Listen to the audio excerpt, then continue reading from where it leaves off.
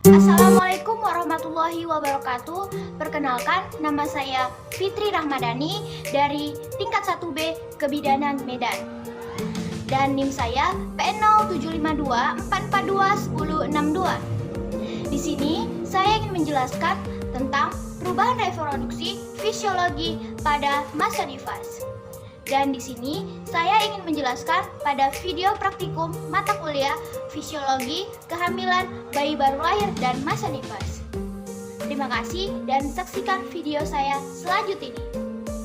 Dapat kita ketahui, perubahan masa nifas itu adalah perubahan yang dimana kondisi ibu atau perubahan tubuh ibu ketika masa hamil dan setelah tidak hamil. Perubahan fisiologis pada masa nifas ini biasanya terjadi pada 42 hari atau yang bisa kita kenal dengan 6 minggu. Perubahan ini terjadi biasanya secara bertahap. Yang pertama yaitu laktasi, yang dimana seorang ibu memberi nutrisi kepada bayinya, yang biasa kita ketahui yaitu mengeluarkan ASI. Dan biasanya faktor yang mempengaruhi laktasi ini yaitu kenyamanan, kedua, support dari keluarga, yang ketiga, support dari asuhan kebidanan kita. Setelah itu harus mempunyai sinergi dan energi untuk seorang ibu. Perubahan pada masa nifas yaitu terdapat 5 fase. Yang pertama, perubahan pada sistem pencernaan, dan yang kedua pada sistem reproduksi, dan yang ketiga pada sistem perkemihan, dan yang keempat biasanya terjadi pada sistem muskuloskeletal, dan yang kelima biasanya terjadi dengan sistem endokrin. Dan yang akan kita bahas sekarang yaitu perubahan sistem reproduksi semasa nifas.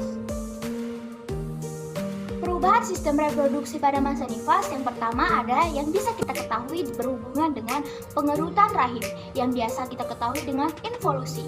Dan yang kedua ada namanya trakea. Trakea ini seperti cairan yang keluar dari rahim yaitu melalui mulut vagina, yaitu dinamakan darah ya, yang biasanya keluar setelah melahirkan atau bersalin. Dan yang ketiga yaitu perubahan pada perineum, dan yang keempat perubahan pada serviks, dan yang kelima perubahan pada vagina, dan yang keenam perubahan pada uterus. Baik, yang pertama kita akan membahas tentang vagina dan perineum. Vagina ketika saat bersalin atau setelah persalinan akan terasa memar, bengkak, dan sedikit melebar dikarenakan ada tekanan dan dorongan atau terjadinya pengeluaran kepala bayi.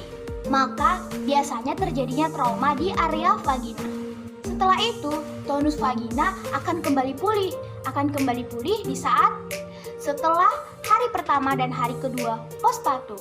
Jadi setelah postpartum, berselang hari pertama dan kedua, itu akan mengembalikan kepulihan dari tonus otot dan akan tidak adanya dinamakannya celah atau pembekakan di area vagina.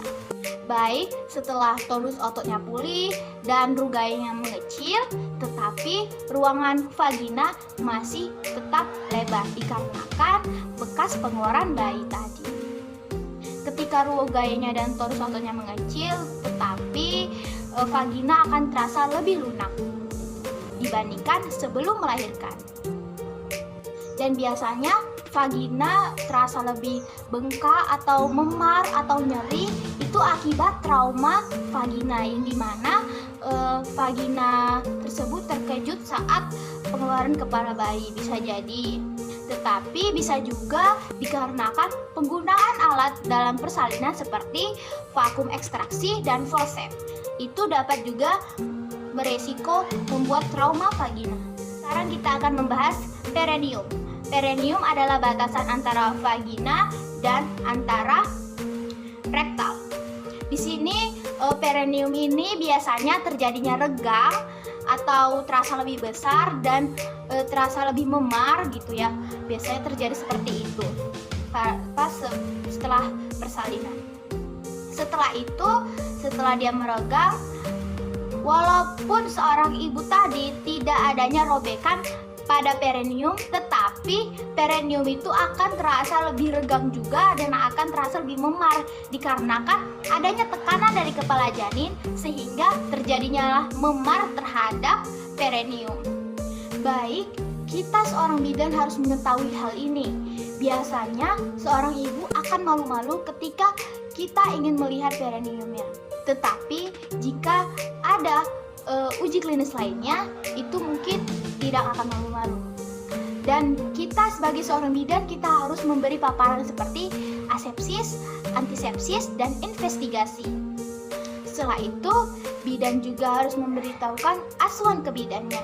Baik, jika perineum yang mengalami robekan, maka sang ibu wajib dan harus berkonsultasi ulang seminggu setelah melahirkan atau setelah postpartum. Setelah itu, uterus. Uterus biasanya terjadinya involusi, yaitu pengurutan pada rahim, yang biasanya diperiksa dengan cara meraba atau dengan cara palpasi. Baik, selanjutnya lochea. Lochea adalah cairan yang berupa darah yang keluar jika semasa nifas. Lochea terbagi menjadi 4. Yang pertama, lochea rubra. Dan yang kedua, lochea sanguinolenta. Dan yang ketiga, lochea serosa. Dan yang keempat, lochea alba. Baik, setelah itu endometrium. Endometrium ini biasanya menimbulkan trombosis, degenerasi, dan nekrosis. Nekrosis ini biasanya timbul di tempat implantasi plasenta. Baik, sekarang serviks. Perubahan serviks ketika postpartum. Ketika postpartum yaitu yang akan dialami serviks yaitu seperti menganga, yaitu berbentuk seperti corong. Terima kasih, sampai sinilah presentasi hasil penjelasan tentang perubahan fisiologi pada masa nifas. Dan saya Fitri Ramadhani, saya akhiri dengan wabillahi taufiq wal hidayah. Wassalamualaikum warahmatullahi wabarakatuh.